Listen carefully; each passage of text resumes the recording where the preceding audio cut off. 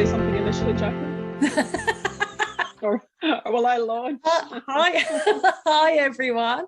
Welcome to Recovery and Beyond, which is our series of free webinars that we've put on to talk to you, to talk about recovery and beyond, and also to mention a conference that we're running later this year. And I'll hand over to the beautiful Christian, who will tell you about that. Oh, thank you. I think I'm only telling you about it because I'm the Scot and it's in Scotland. It's in Glasgow on the 10th and 11th of September. That's a Saturday and Sunday. It's an unusual setup. It's Saturday afternoon and all day Sunday, 10 to 4 Sunday. And that's just because that's when the hall was available. So it's the first addiction conference, as far as I know, in Scotland with a 3Ps theme. Myself, Jason, Jacqueline, and Barbara, who are on this call, are all going to be speakers, and there are 2 more speakers as well. I think most of you already bought tickets. The early bird tickets are available now. They're only £37, which we think is a bargain, and we'd love to see you there. The website is recoveryandbeyond.net, beautifully created by our own. .uk. Oh, sorry, .uk. Yeah. I'm put right there by the website creator, Jason.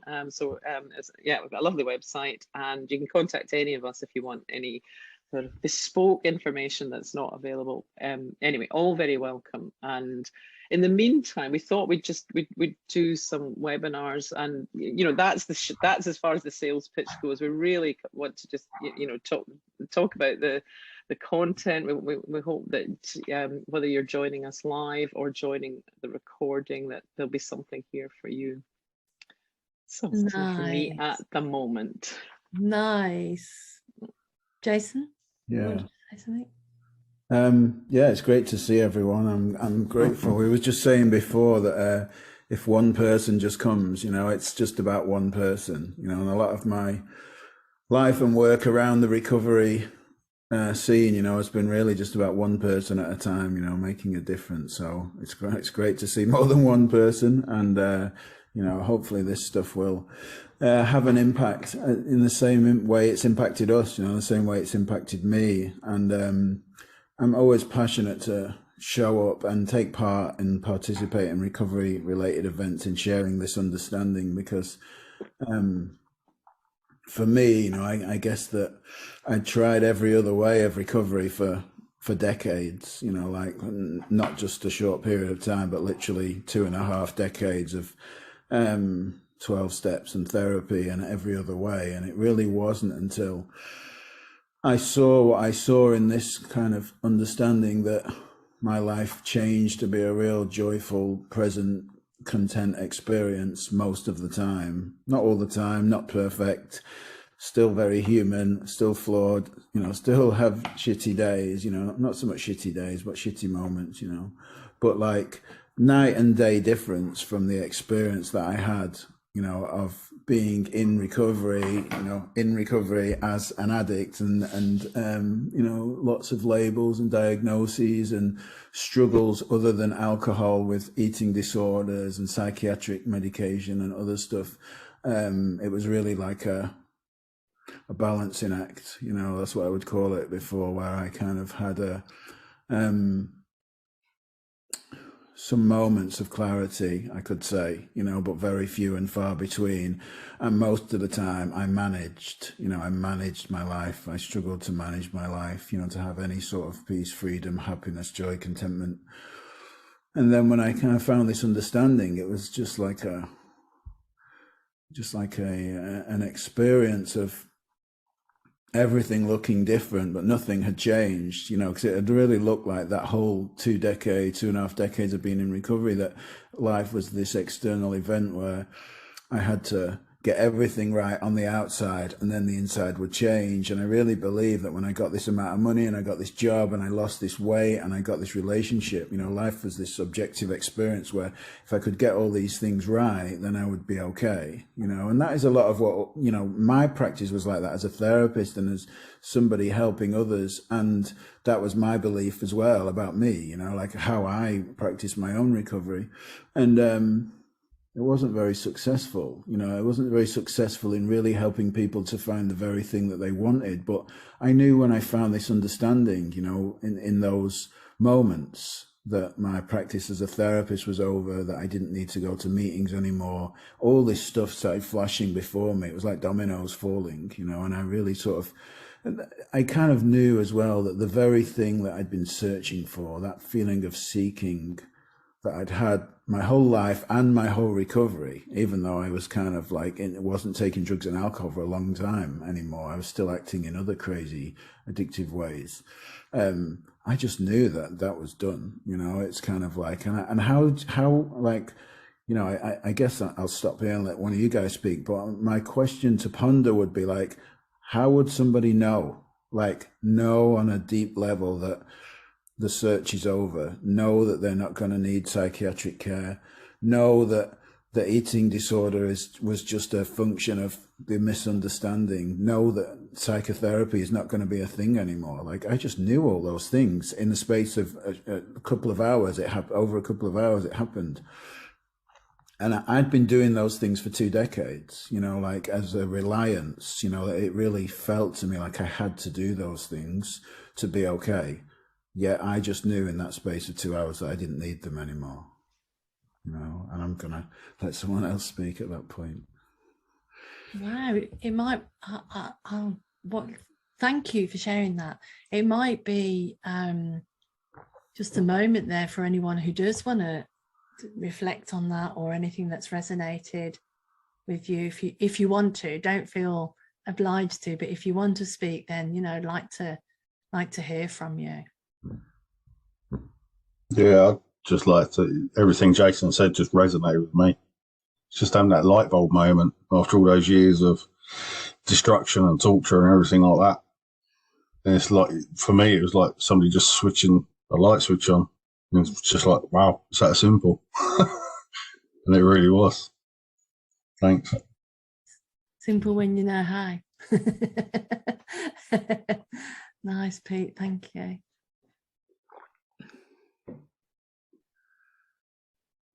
I like add a little bit, you know. It's kind of like this, it's okay theorizing, you know, like there's plenty of theories about recovery and change, and there's loads of opinions and stuff, but what I'm talking about is palpable life-changing experience where life did and has still to this day, which is 5 years later, you know, like been what I imagined it to be. You know, it's kind of like in those moments, it's not just a theory about something, it's like it's really what happened, you know. And it's like the one thing that we can never argue with is experience, like our experience, it's what happens, you know. And it's like seeing something to be completely different is very different to theorizing about addiction and how it works and all that, because many people have got theories and ideas and concepts about change and trauma and all sorts of stuff, but like what I'm talking about here is what actually happened, you know. And that's always, for me, like the most valuable thing, you know, like the only thing that we really know is our experience, you know.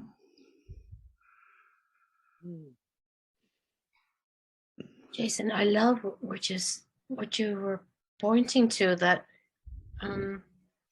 this knowing when you met it, when it happened, you're knowing that it was over. That is stunning.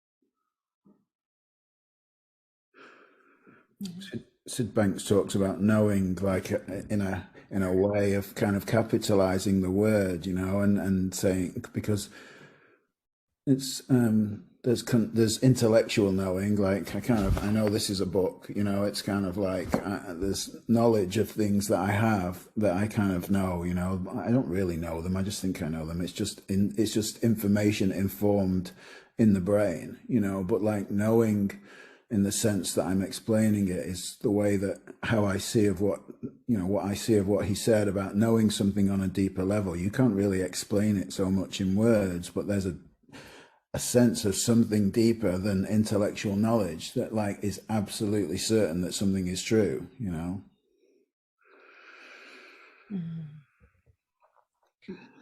So Christian, would you like to talk a little bit about yourself and why you're doing this conference? Yeah, sure. And it just struck me listening to you, Jason, that we all of us speakers bring something slightly different to this, which is nice. And yeah, I think, but in many ways, you and I have very similar experience, because we'd both been in recovery for a long time before we stumbled across the principles. And I wasn't miserable or anything like that, you know. But there's a thing that those people who are in recovery will know, called the promises, and it talks about, if we are painstaking about this stage of our development, we will know a new happiness, and so it goes on. And you know, and actually it's a piece that I love. You know, some of these quotes are, you know, they're very comforting to hear for me personally, because it's such a long history. But I wasn't living like that. It felt like I had to work very, very hard and do lots of things to be okay, and I was always having to add in new ones, you know.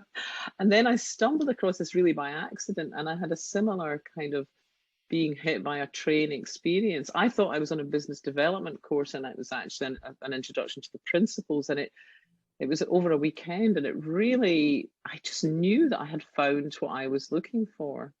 And I didn't hear that expression of stopping searching until somebody else said it later, but I resonated with that too. You know, hearing someone else say, yes, that's what happened for me too. I'm no longer searching. And for me, it's been, I think, something like 12 years now, 11 or 12 years. And it's, you know, like you, it's been the happiest decade and a bit of my life, you know, which is quite extraordinary.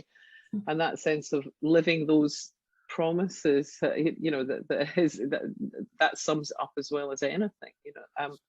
And it's not just about sort of contentment all the time, or happiness all the time, or kind of vacuous joy, anything like that. Not that there's anything wrong with vacuous joy, but it's also about sort of clarity, you know, the confidence and the discernment to make difficult decisions. And you know, my life has really changed through this understanding, and I'm very, very passionate about sharing it. And I'm very honoured and touched that we're doing this in Glasgow on this occasion, and I hope it'll be the first of many in the UK.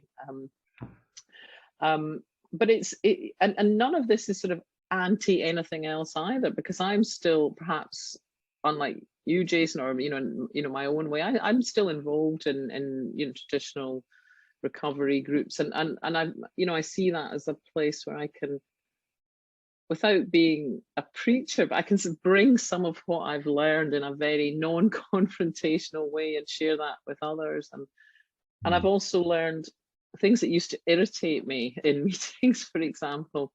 You know, they just go over my head today. You know, I don't need to convert anybody else. And I can find, last night, for example, I'd heard about a sort of extended family member who had a horrible accident, and he's in his 80s, and he fell off a bike and broke his thigh, and he had to wait hours for an ambulance. And I was really affected by it. You know, I felt very, very sad for him, and sad for the situation that, you know, a man of this age would have such a horrible experience. And I couldn't shake it. And I thought, what do I need now? You know, what's my inner voice saying to me? And I go to a meeting, and you know, it was just really nice. And I went in that meeting, I went into that space of just feeling, you know, just connected, nurtured, part of. And that can happen to me anyway, you know, with my family in a new way, or with friends, or just doing something on my own, going for a walk or something. You know, there's a richness in my life, and it was there at times in the past, but it's reliably there today. You know, that I have a sense of how to come back to peace, no matter what's going on.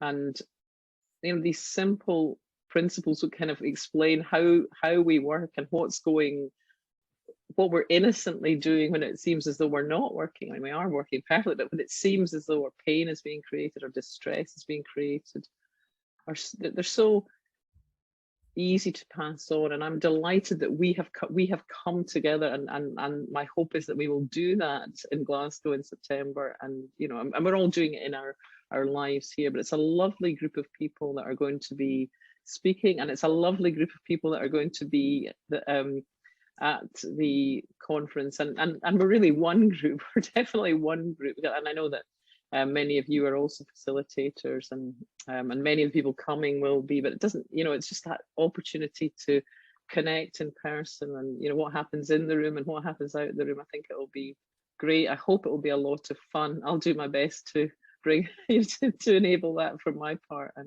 And yeah, so so I didn't mean to turn this into a sales pitch for the thing. It's lovely. But, it's lovely. I mean, that is, you know, that is the point of us getting together, and we want people to know about it. So I don't feel like it's a sales pitch. I feel like it's just telling people what it's about and why we're doing this. And yeah, people are invited, you know, if they want to come along. Equally, we'd be just as delighted if somebody watched this video and had a huge aha moment that changed their life, you know. Totally. So it's not a thing. This is, you know, this is just part of it, that we wanted to share this conversation more broadly with people. So I love that. Just leave a little space in case anyone wanted to say anything that resonated, or if there's anything you want to share, feel free to do so. I just wanted to add, for me, a bit like Jason, I tried, you know, quite a lot of different things, home detoxes and stuff like that. But when I came across the principles, it was just effortless. All the hard work of years of trying to stop drinking and all that, it was literally effortless. So yeah, just wanted to add that. And I love that. And what I heard in Christian's presentation then, it's a bit formal, but in Christian's conversation then was the lightness of not having to throw anything away, and also not having to do anything either. So the lightness of, okay, I'm not feeling so good, I'm sad, and you know, what do I need? And then waiting for that inner voice. And actually that happened to be a meeting. I told a conversation earlier today where it happened to me that I wanted to go to Aldi this morning, and it's the same thing. And I love the lightness of that. But also what I heard was you were seeking connection, and that's where, you know, you can have connection of like-minded people. So there's no harm. And one person might find, actually, you know, I've worked with people who say the only time they've thought about their addiction is when they go to meetings. So it doesn't really work for them. But other people, actually, that's something that they want to keep up, because that's where they found a connected space, and that's where they can relax and so on. So there's no right or wrong, which is what was so nice about your two stories and your input. Thank you. I just wanted to say, if it's all right, I'm quite looking forward to this. I saw there was a conference on addiction, and I've spoken to you and Jason, you know, previously, and Christian, I've listened to your story quite a few times. So second I heard the conference was on, I booked it straight up, and I came to the three principles after having it's seemingly no ability to leave sort of cocaine and alcohol alone through 12-step or anything else. And it wasn't like an aha moment for me. I suppose initially when I got into the principles, I was finding more comfort in occasional use while still not quite being able to leave it all alone. And over 2 years now, the cocaine just fell away. It must have been months after I last used it that I first realised that I'd stopped doing it, if that makes sense. If I'm honest, I still have a little bit of thinking around alcohol, because I still drink, not in the same way and not in the same problematic way, but I think sometimes I still get caught in my head around shoulds and shouldn'ts. But you know, like everyone else shares absolute night and day transformation, and I'm trying to talk a friend in a very early recovery into coming up with me, but it's a long journey, so we'll see if I can get to come along. So thank you. Lovely, thank you, Ian. Yeah, I'm really looking forward to meeting you, Ian. I think you were our first customer. And hopefully I'm going to go to the Highlands as well. So that's a win-win situation. Oh, nice. Really nice. I like a lot of my friends are in 12 steps, but they kind of, I guess what I like about you saying is that we're free to do as we wish and whatever makes sense, you know, and it's kind of like we've all got our individual wisdom, you know, like that becomes clearer when it's not veiled by our own mind of overthinking mind, you know, and it's like, it just didn't make sense. I never felt at home in meetings. I felt like it was a struggle for me, and like as soon as I realized I didn't have to go, I was just like, I don't want to go there, you know, why would I want to go there? But like a lot of my friends, there aren't a lot, that just sounds good, doesn't it? The friends that I have, should I say, you know, that still go to 12 steps, and there's some of them that call me and I speak to them about this stuff without speaking about this stuff, you know. I don't tell them not to go at meetings, never have, you know, or anything like that. But it's like they seem really drawn to the conversation that I want to have with them, you know. And these are people that have been around recovery a long time too. And they have never actually asked me, is there a specific concept or thing that you do or anything like that? They just find the conversation useful, you know, realize how they get stuck in their heads and like, there's nothing much more other than that happening. You know, it's like that we get stuck in our heads, or we've developed a concept of ourselves that has a lack or something not right in the world. And then we're trying to offset that, you know, by behaving in a certain way in the world, you know. And it's really beautiful to have those conversations with people. And I've sent podcasts and other things, you know, from this stuff, and people have listened and got a lot out of it, you know, without sort of, and they're still very attached to the recovery concepts that they're in, you know. They still feel like they need to go or they're gonna die, you know. And a funny story for me is one of my close friends who I just sent the website link to, hopefully he'll come with us, you know. He goes to meetings and he tells me that like some of my other friends still sit in meetings saying, if we don't know anyone that stopped going to meetings and survived, everyone dies that stops going to meetings. And he always says, what about Jason? You know, it's kind of like, you know, he's living a great life. It's kind of like, but they still say it, even though they know me, you know, and that kind of like says a lot to me, you know, about that, the way that the conditioning, you know, like kind of where people get stuck, you know, in that stuff and really believe, as I did, you know, like believed the things that I was told, you know. I really didn't see that there was such a thing as innate health, you know, a place within me that was always okay, that had never been damaged and broken, you know, that I could rely on, you know. I just didn't know that. And when I started to see that I could rely on that, I could rely on what was within me, you know, I could rely on the truth of who I was. I could rely on understanding from the principles how things work, how life is created from the inside out, not the outside in, you know. That was something that was solid, you know, and trustable. And when I saw that, you know, I kind of thought, well, I don't really need to adopt concepts anymore to be okay. Not that there's anything wrong with it, you know. I don't see it as a us and them stuff anymore, you know, or anything like that. I felt a bit like that at first, but I feel free of that now. But it just makes sense to me.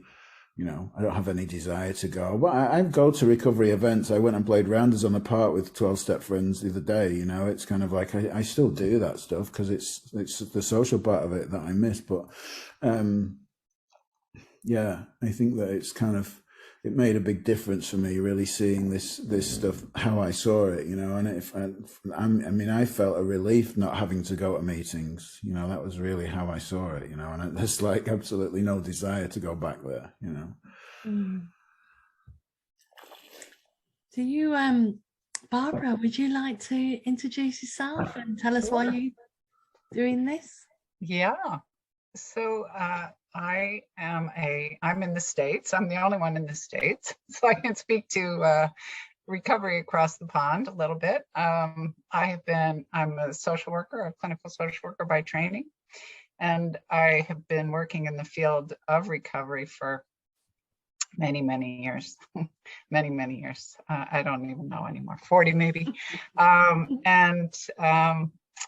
I really was so discouraged with what we were doing. It just you know, I mean, I think everyone in the treatment field over here is pretty discouraged because we just aren't seeing any kinds of results. So it became sort of an expected thing that people weren't going to get better. And in fact, there's a whole big new way of thinking in the States that heroin addiction is absolutely incurable. And, you know, which I was like, wait a minute, I work with loads of recovering heroin addicts, you know, who have very full, very happy, very contented, very spiritually grounded lives. Like, what, you know, where did you come up with this idea? So I was really getting burned out and tired of the whole thing. And I made the switch. I found the principals found me, I will say, and I was lucky enough to keep an open mind to listen, even though I had at that point over 30, close to 40 years of psychological mumbo jumbo and a lot of what Jason was referring to in terms of, you know, just having been taught that this is a disease and that, you know, there's all this stuff you have to do to take care of it, and if you don't take care of it, you're going to die. And so we were, even though, you know, there were wise people in my life who said, gee, you know, people can get sober just about anywhere, like maybe with their head in the toilet or in church or on the subway or, you know, in the gutter. You know, we still, I think that the recovery field over here was still really pushing one size fits all recovery. And here, I don't know if this is true in the UK, but here, you know, the courts are mandating people to go to 12-step meetings. And if you don't go, you know, you're violating your probation and you go back to jail. Well, that does not make for healthy recovery, for sure. So my practice became ultimately working with people to try to help them, you know, be able to call out the good parts of the program without, you know, the one size fits all. Yeah, because people would come in, they're like, I'm so depressed, I need to do another 4th step. And I would say, well, gee, you know, if I was depressed, I don't think I'd want to sit down and go through every negative thing I ever did in my life. Like, I don't think that would cheer me up very much. So, you know, I had all these questions and I was like, oh gosh, you know, where do we go with this? And then, so I was on my way out the door. And I, you know, again, finding the principles, as all of you have said, just answered all my questions. Like, oh, well, that makes sense why that worked and that didn't. And that made sense why that didn't work. And, you know, it just all the tumblers clicked for me. I was like, oh, okay, well, oh, that way, yeah, okay. And so when people can see this, and Christian and I wrote a book together, and, you know, really the way we approached it was to see that this is a psycho-spiritual adjunct to recovery programs. It's not, I mean, I don't know very many people, and maybe you guys do, who just are introduced to the principles and that's it. But I think there are all kinds of ways that the penny can drop and we can have new insights and we can see things from a newer perspective. But there is nothing as powerful as knowing a principle-based truth. You know, it's just, again, everything becomes so clear. Like, oh yeah, that would really explain it here. That's why that happened. That's what's going on here. And so I think that just really gives people the freedom, you know, that everybody's been referring to. Like, oh, okay. Now we're on the right road. We're headed in the right direction. You know, I may not be perfect. I might not be there yet, but at least I'm on the right road. And I find just so much more confirmation of that on a daily basis as people look in this direction than there is questioning. So I'm really excited to meet you all in person. Yeah.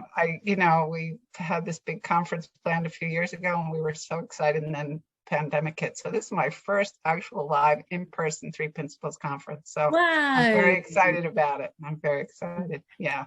That's amazing. And my first time to Scotland. So. Oh, wow. That's amazing.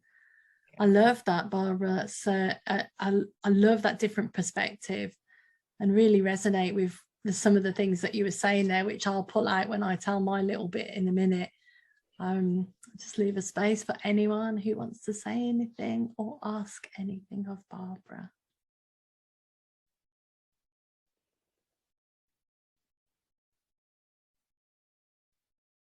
Brilliant.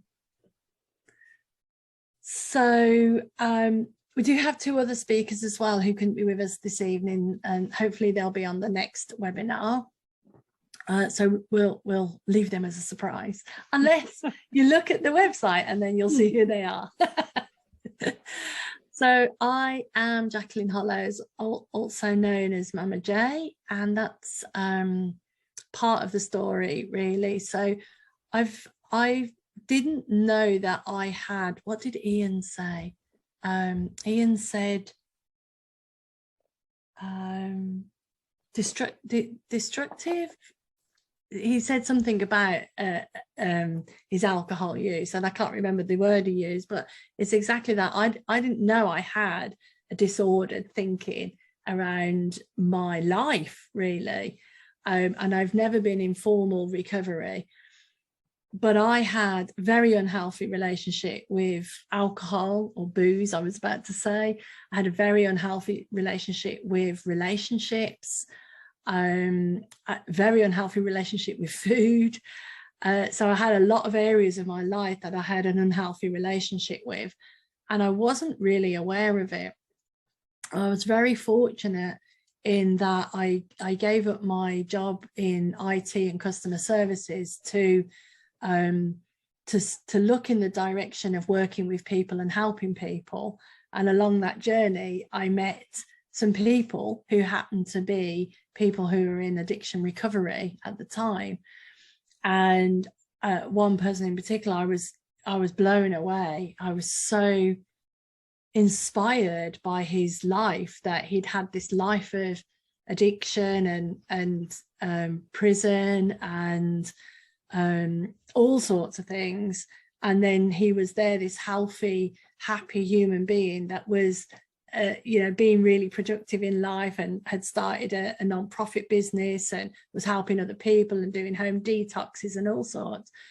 And my experience of people with addictions and people who abused alcohol was pretty bad, because I had parents who were alcoholics. I lived in a very sort of traumatic childhood and upbringing, and had met people all my life with these unhealthy relationships, unhealthy attitudes and thinking. And then there was this chap who was amazingly healthy.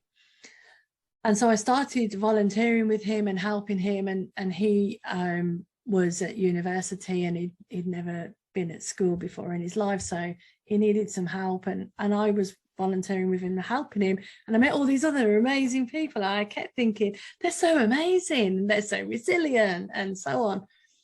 But what I really noticed was that they were all 12-step people, because he was massively into 12-step, but they wore their recovery like a cloak, in my opinion, and that beneath that cloak was insecurity and worry and fear about not staying on the recovery path, and some shame as well. That's what I was hearing, and I wanted to know what was beneath that, and I was seeing beneath that, and I didn't really know what I was seeing, but I feel like now I was seeing the true selves beneath all of that.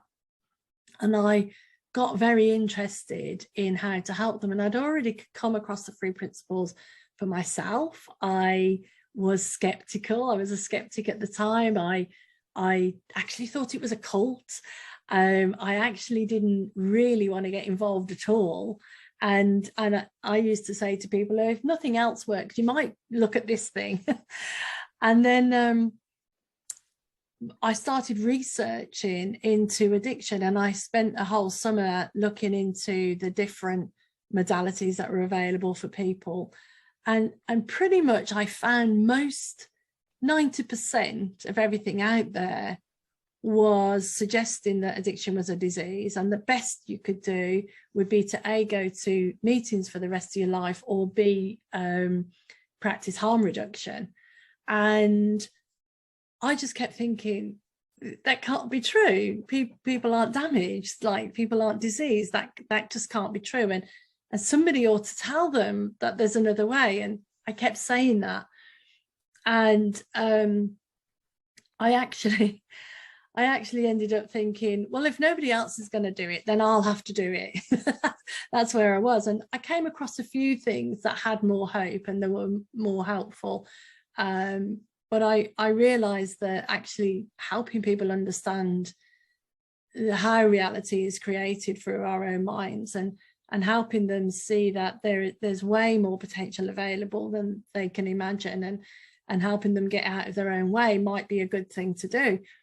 So that started me on the journey. And because of that, I started working with people, and then I got impacted by them. So my clients actually taught me the principles, because I saw within them, and these were people who you might say had, the worst lives. And yet I could see the amazingness of them.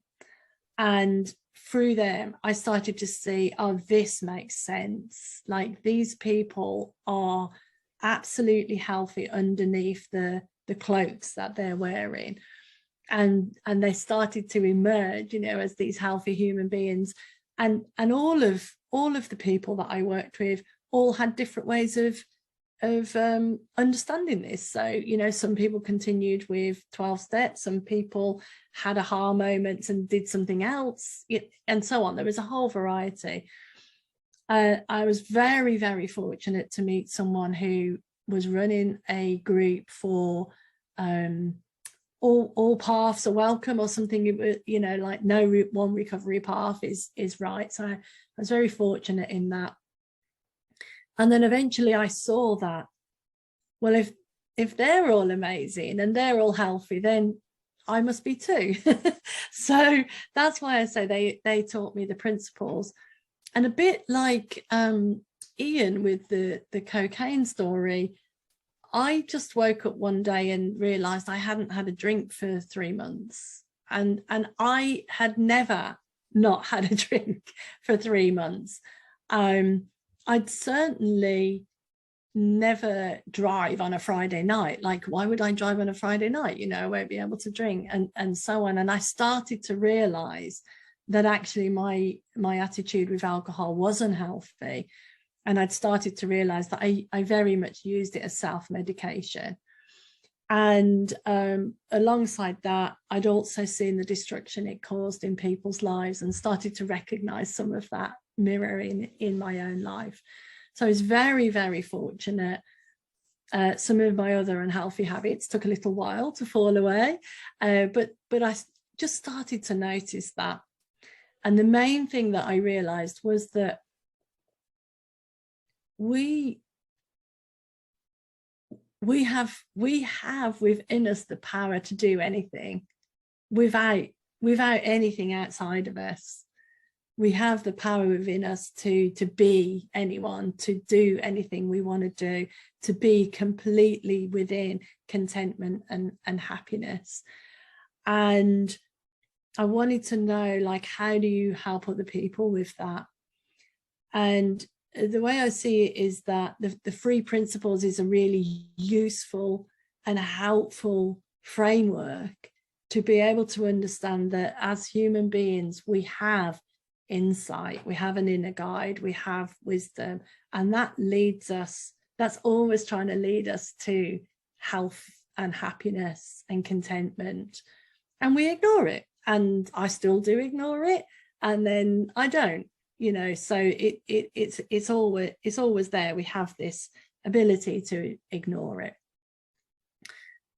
So I started my business Beyond Recovery, which is a non-profit, and I started helping people by taking this into prison. So for the first 5 years of Beyond Recovery, we mainly worked in prison, some addiction centres, and community.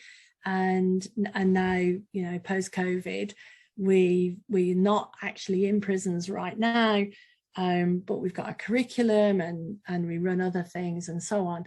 And I'm delighted to be part of this conversation because it's back to my roots. You know, I love the conversation with the people who are seeking contentment.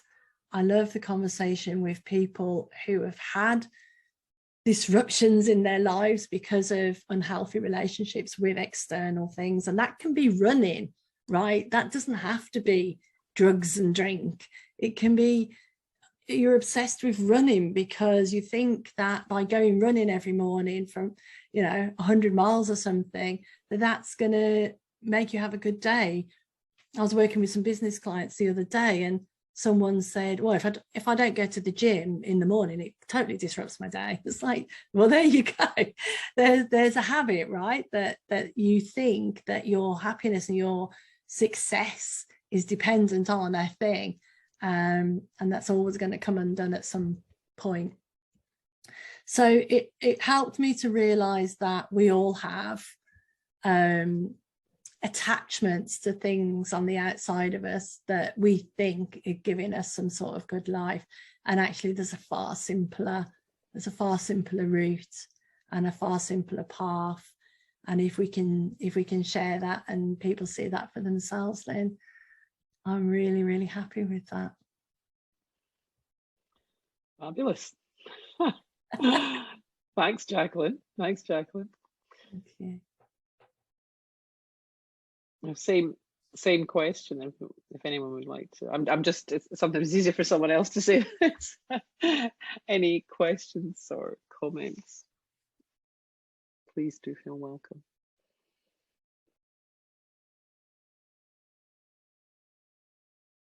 I think it's always fascinating how, like, you hear this stuff, and different people hear it. Some people are really looking for something, some people are not looking and it just comes. Some people are just curious about something they heard, and like it really points to the way that you can't really define the space for insight. It's kind of like it's clearly obvious from people's real experience, from their palpable experience, that people just hear it at different times, and it's like I often try and say, if your mind's quiet and you're kind of reflective and you can noticing your own mind, it's like doing the best I can to point people inwardly, it's like, but clearly when I listen, I think, oh wow, that's kind of another different way, like that you just noticed other people having something, and then you kind of thought to yourself, well, I must have this too if everyone else has got it, it's kind of like, so there's another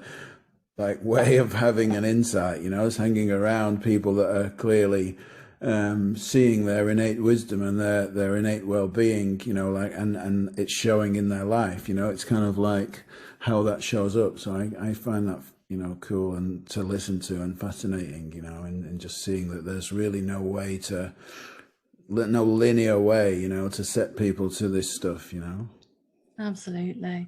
Yeah. And for the people who are listening to this post live, we're sharing these webinars because we want as much as possible to share stories, to share where we've been and so on. And it's all about, if anybody wants to reach out. There's other people on this call that can help as well, not just us. So if anybody wants to reach out, if anybody's struggling, you won't get a big sales pitch about coming to a conference in Glasgow. This is created to send a message that there is another way, and it might not feel like right now on your journey that there is another way or that there's any way. But just 4 different stories, and then and what Pete's shared and what Ian shared here, you've got 6 different stories. Sorry, Jeanette as well. Everybody's stories here shows that there's no one way. There's your experience. We all have our own experience, and in that experience, there is hope, whatever that experience is. And I have seen hundreds, and I know that the other people on the panel have seen hundreds of people in all sorts of different situations, and there's always hope. So I just want to say, if you're listening and you're thinking, you know, not me, reach out, and any of us would be very happy to help you in any way that we can. Definitely. Yeah. And we have we have several more webinars coming up. I think the next one's on the 18th of July. Am I right about that? No.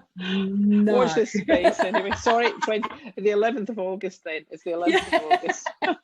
Yes, I think the next one's the 11th of August. I made some quick notes, obviously with a few errors before the call. That's just a show.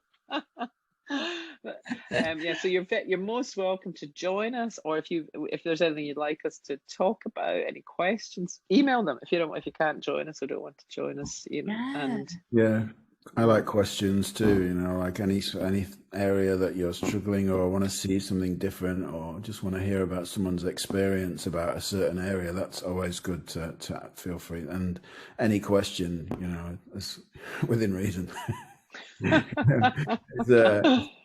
I'm open to. Nice. Most of my relief and experience comes from when I was a mother of an addicted child. So that I was in the 3P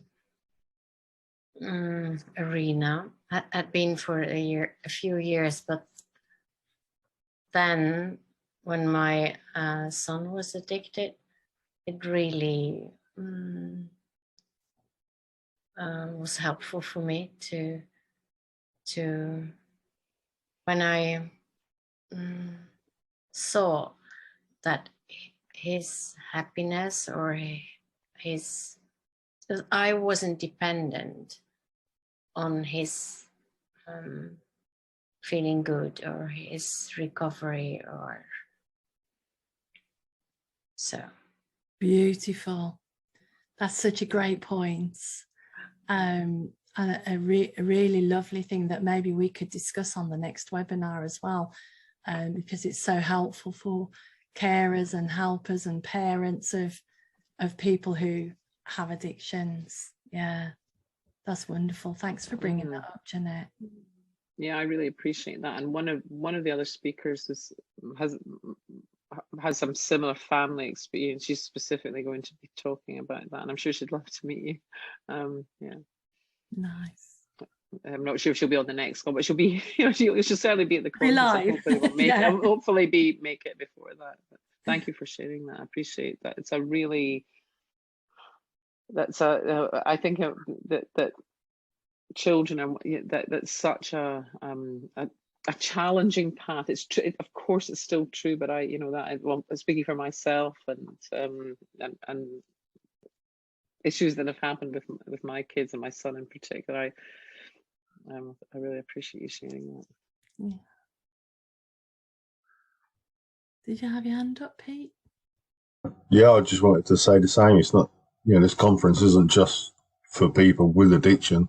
It's for the family and the carers and stuff like that, because they're the ones that are affected as well. So it's really, you know, an understanding for everyone. Because I get that a lot in the car scene. You know, people come up to me to talk to me about somebody in their family who's got a problem. So, yeah.